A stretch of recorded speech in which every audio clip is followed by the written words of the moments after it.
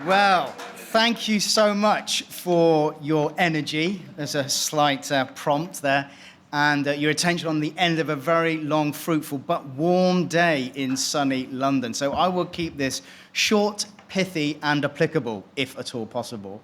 Without going too much into my history and what I do, just to say that I work at the sharp end of bringing people together for talks who may hold very different ideological positions. My two areas that I'm working in at the moment is the rise of Nazi and far-right activity in the UK and Europe. And those who hold those tendencies think I look a little bit like them, but that's up to you to decide. Blonde hair, a bit of blue eyes.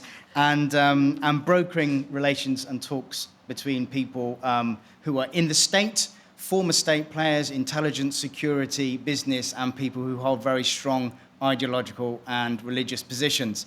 So how on earth do we create some sort of harmony when we have all these ideological differences and positions operating, not just in the UK, but across Europe?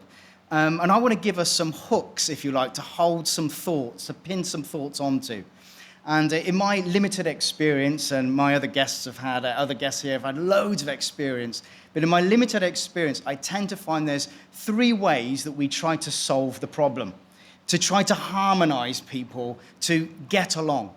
And the three ways are these, broadly speaking. Number one, we have environmental approaches. Now, environmental approaches are things like having agreements between groups of people who are in conflict over land, over trade, over things. And that's really important. Number two, we find the behavioral approach, which is actually we've come and had agreements about what we're going to do environmentally, practically on the ground. So how are we going to behave in terms of how do we enforce that? How does it work?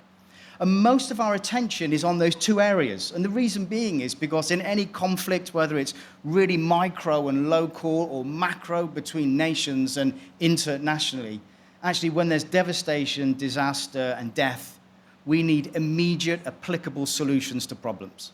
However, there's a third way. There's always a third way. And this is the philosophical drivers.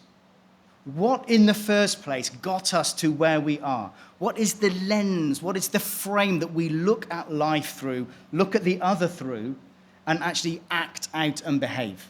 And actually, that's really hard. It takes time. It takes time to move from, and unfortunately, I've heard this when I've been with various politicians, is sometimes they're barely literate around religious issues, let alone having comprehension. And in order to drive change at a philosophical level, which will keep informing the important work that is done environmentally and behaviorally, we need to have comprehension, that felt understanding of where the other person is coming from. But comprehension takes time, and I believe that we would do well to invest in comprehending our fellow human beings, whether they have a different skin color, whether they have a different perspective, a different ideological position. Because as we enter the comprehension debate, we enter all sorts of questions that are flushed out and raised to the surface. And some of the issues when those questions are flushed out, in my experience, and raised to the surface, is that we find that some people are really just disagreeable. We're just not going to get on. It looks like we're not going to get on. We have such different perspectives, whether they be religious, whether they be political, whether they be another ideological position.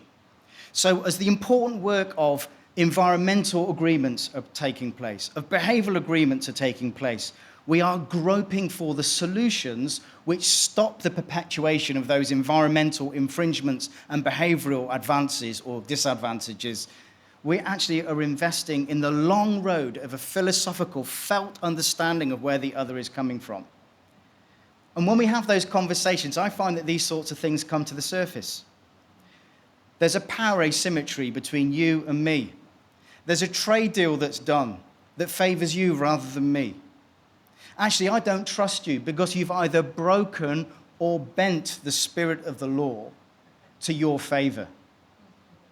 I've always been marginalized and you are the powerful one. And in that, we have to find the solution. And actually, I find that I'm a Christian in background. I find that amongst my religious observant friends, my great friends in the world faith, people who hold different political opinions, people who hold different economic opinions about how the world should be structured. I often find that those very opinions that are supposed to be there to help advance society get co-opted. And I want to give you 3 ways, I'm into threes today, I want to give you 3 ways to look at the co-opting of either religion, economics, different ideological positions, and politics. The first one is the cultural approach. And the cultural approach says, this is how we do it. This is our way. And if you come into our culture, our business, our political system, in order to be accepted, you've got to be like me. You've got to be like us. And if you're not, we're going to quietly squash you and silence you. Perhaps mold you. The second is the crusader approach, where actually I might think, and I can talk as a white, middle-aged male Christian, with a rich history of crusades, where we think that what we've got is so good and so powerful that we're going to export that to you, your country, your people, and you're going to do it our way. Frank Sinatra, I did it my way. You're going to do it our way. And if you resist us, we are going to squash you. We may kill you. And if you come into our country, the crusader mentality frame is a bit more muscular.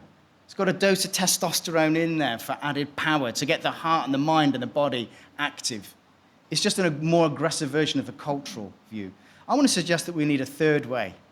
We need the philosophical way to feel, to understand the other, but I think we need a third way to engage, and I think that's the conscious way. And the conscious way says, I understand you are different, and we are different. And some of those differences may appear to be irreconcilable, and sometimes they might be, perhaps. But the conscious way says, I will take the first step. I will cross the road, if you want to take the Christian picture of the Good Samaritan. I will be the person who crosses the road to the other and engages in that philosophical debate. And actually, in order to be the conscious approach person, we probably need to do a few things. Number one, we need to suspend our ego because it's not about us, it's about you. Number two, we need to understand that we need to be like midwives. In other words, we don't need to be the experts, but we need to be in the room to bring the experts to the table for the conversation. Because we still need the environmental and the behavioral agreements to take place to establish peace.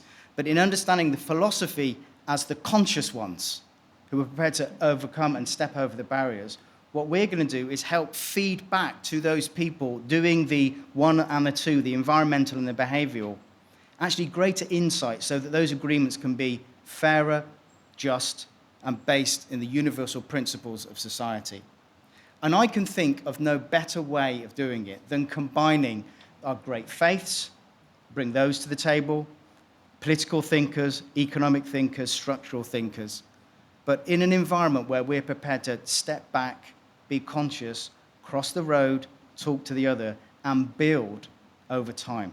And maybe as UPF and other organizations, encouraging international, national, and intercontinental conversations between different worldviews and philosophies may just aid in the world we want to see. Is it naive? Potentially. But there's something instinctive and intuitive in each and every one of us that says, it's got to be better than what we've got now. Thank you.